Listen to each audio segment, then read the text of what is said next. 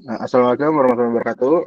Perkenalkan kita dari kelompok 2 yang beranggotakan dari Hadi Muhlis, Nuzul Alif, Haq, Aditya Janesa, Supriyanto, Gunawan, dan Ade Aditya akan mempresentasikan tentang sistem pakar diagnosa penyakit pada manusia menggunakan metode backward chaining berbasis web. Nah, dari sistem pakar diagnosa penyakit ini menggunakan metode backward chaining untuk membantu masyarakat dalam mendapatkan diagnosa penyakit berdasarkan gejala yang dilaporkan. Untuk latar belakang sistem pakar ini, seiring berkembangnya perkembangan teknologi, diagnosa penyakit telah mengalami kemajuan besar. Sistem pakar sebagai salah satu cabang kecerdasan buatan menawarkan solusi efektif dalam proses diagnosa. Metode backward chaining pertama mulai dari hipotesis. Backward chaining dimulai dengan hipotesis atau penyakit yang ingin didiagnosa. Kemudian mencari bukti atau gejala yang mendukung adanya penyakit tersebut. Nah, kedua ada pencarian bukti. Sistem mencari gejala-gejala yang relevan yang mengkonfirmasi penyakit tersebut, meminimalkan pencarian yang tidak relevan. Lalu ada diagnosa. Di sini jika bukti yang cukup ditemukan, sistem memberikan diagnosa dan rekomendasi penyakit serta langkah-langkah pengobatan yang dapat diambil. Nah, lanjut. Representasi pengetahuan. 1. Ada aturan. Pengetahuan medis disusun dalam bentuk aturan yang menghubungkan gejala penyakit seperti if, demam, batuk, dan penyakit flu. Kemudian ada basis pengetahuan. Aturan-aturan ini disimpan dalam basis pengetahuan yang memungkinkan sistem untuk menarik kesimpulan berdasarkan gejala yang diberikan oleh pengguna. Ada inferensi. Proses inferensi dilakukan dengan cara membalikkan arah pencarian, dimulai dari penyakit yang dicurigai, kemudian mencari gejala-gejala yang dapat mendukung diagnosa tersebut. Selanjutnya ada desain sistem. Desain sistem yang kami buat menggunakan framework Laravel. Sistem pakar ini dibangun menggunakan framework Laravel yang berbasis pada PHP. Dipilih karena kemudahan penggunaannya, keamanan yang baik, dan kemampuan untuk menangani aplikasi berbasis web yang kompleks. Komponen utamanya, sistem ini terdiri dari 3 komponen utama, model penyakit, model gejala, dan model aturan. Ini adalah pengujian sistemnya. Pertama itu gejala umum. Pengujian dilakukan dengan menggunakan gejala-gejala yang sering ditemukan pada penyakit umum. Selanjutnya ada akurasi. Akurasi sistem diuji dengan membandingkan hasil diagnosa sistem dengan diagnosa yang diberikan oleh tenaga medis berdasarkan gejala yang sama. Terakhir ada keunggulan. Sistem pakar yang dikembangkan memiliki beberapa keunggulan, antara lain kecepatan, akurasi, dan aksesibilitas. Ini ada uji coba implementasi. 1. Banda. Aplikasi ini dirancang untuk membantu Anda mendiagnosa penyakit berdasarkan gejala yang Anda alami. Lalu yang kedua, kelola penyakit dan gejala. Anda dapat menambahkan penyakit, gejala, dan aturan untuk memperbarui sistem ini sesuai dengan kebutuhan medis Anda. Yang ketiga, mulai diagnosa. Gunakan sistem ini untuk memulai diagnosa penyakit berdasarkan gejala yang Anda pilih. Selanjutnya ada fitur utama. 1. Backward chaining. Sistem akan menganalisis gejala yang Anda pilih untuk mencari penyakit yang cocok. 2. Diagnosa penyakit. Gunakan sistem ini untuk memulai diagnosa penyakit berdasarkan gejala yang Anda pilih. 3. Kelola penyakit. Tambah, ubah, atau hapus penyakit dalam sistem untuk meningkatkan akurasi diagnosa. 4. Kelola gejala. Tambah dan kelola gejala untuk meningkatkan kualitas diagnosa penyakit Anda. Lanjut. Kesimpulan. Penelitian ini berhasil mengembangkan sistem pakar diagnosa penyakit berbasis web menggunakan metode backward chaining. Sistem ini dapat memberikan diagnosa penyakit yang akurat dan cepat berdasarkan gejala yang dilaporkan oleh pengguna.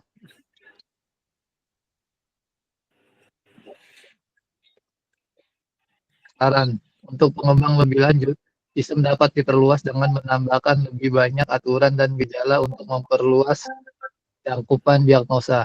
Selain itu, penggunaan machine learning untuk memperbaiki proses inferensi dan memperbaiki akurasi juga bisa menjadi pilihan. Terima kasih. Baik, itu mungkin presentasi dari program web pakar Jasa Pakar Training ya diagnosis penyakit pada diagnosa penyakit manusia menggunakan metode backward chaining. Oke, paling lanjut present running programnya ya, Bang. Jadi di aplikasinya ini kan ada ini tampilan depan. Tampilan depan ini mulai diagnosa kalau ada penyakit ini bisa diakses kalau sudah kita login atau penggunanya login. Cuman ini masih terbatas, belum ada untuk manajemen user. Baru untuk pengguna utamanya mungkin admin atau siapalah yang mengelola ini aplikasi baru bisa digunakan. Jadi untuk mengaksesnya kita harus login dulu. Misalnya admin, passwordnya password.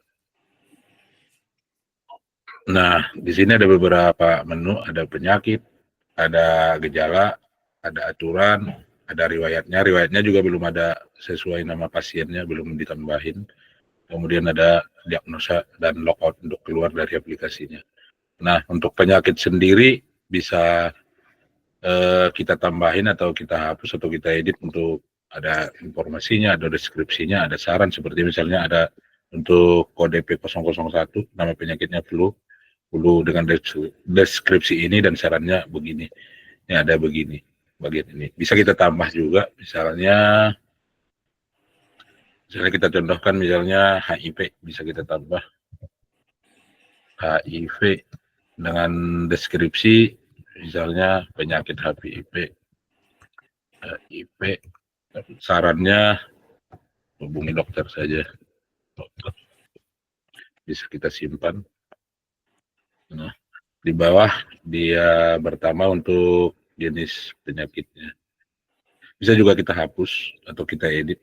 Nah, di sini kita contohkan untuk hapusnya saja deh. Biar efektif. Ini sempit juga barang ini. Nah, ini. Hapus. Nah, itu di bagian penyakit. Kalau untuk yang bagian yang apa namanya nih? Yang gejala. Untuk tambah gejalanya juga sama seperti yang tadi sebenarnya nggak ada. Cuman di sini nggak ada saran sama deskripsi, cuman kodenya sama nama gejalanya doang. Sama bisa juga tambah, bisa ini untuk penambahan gejalanya. Kemudian ada aturan. Aturan di sini bisa kita tambahkan untuk aturannya, misalnya aturan untuk asma lah kita bilang. Kemudian kita pilih gejalanya apa, misalnya sesak napas pasti kan. Nah, di sini ada bobot. Untuk bobot ini untuk nanti apa namanya itu persentase keakuratannya mungkin masih sederhana sih ini, tapi bisa kita tambahin misalnya nilainya angka 1 atau angka 0. Bisa kita simpan. Nah, tambah asma sesak napas.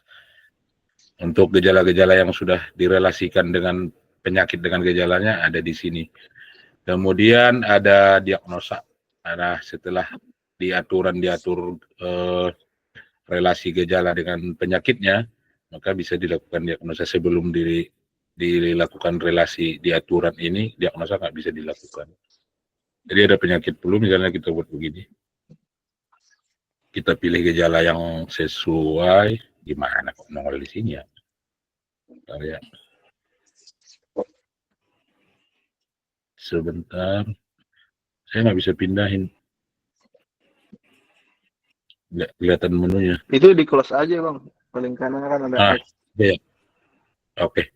Ini jadi flu itu sebenarnya inferensi itu kan mengecek dari belakang ke depan kan. Jadi kalau kita diagnosa awalnya mungkin kita anggap pasiennya itu penyakit flu, kita pilih flu. Nah, kita pilih flu, gejala-gejala apa yang mendukung flu itu, ini masih sederhana sebenarnya, gejala apa yang mendukung flu kita pilih. Misalnya kita pilih tiga-tiganya, kemudian kita mulai diagnosa. Nah, di hasil diagnosanya diberikan penjelasan penyakit yang terdiagnosa itu flu, gejala flu yang terdeteksi mengalami demam, batuk, sakit kepala, presentasi kecocokannya dengan penyakit diagnosa itu dengan gejalanya sekitar 100%. Kemudian ada penjelasan deskripsinya, ada saran tindakannya. Selain tombol kembali di sini ada juga cetak hasil, bisa dicetak. Nah, ini sebenarnya bisa dicetak.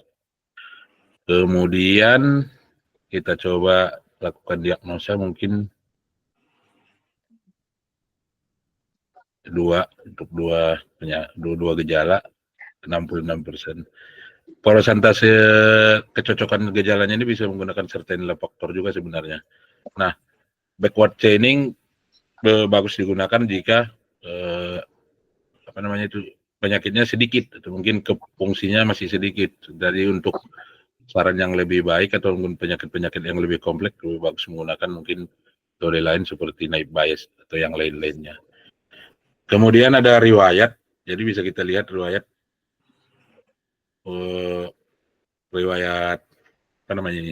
hasil diagnosa yang pernah dilakukan berdasarkan tanggalnya, jamnya, dan nama penyakitnya. Kemudian persentase bobotnya. Sesudah itu udah nggak ada lagi, ini kita bisa langsung keluar dari sini juga bisa. Saya pikir cuma begitu, itu saja sebenarnya. Kita kembali ke halaman depan, keluar. Kalau mau digunakan login. Udah sebegitu aja. Terima kasih. Assalamualaikum warahmatullahi wabarakatuh.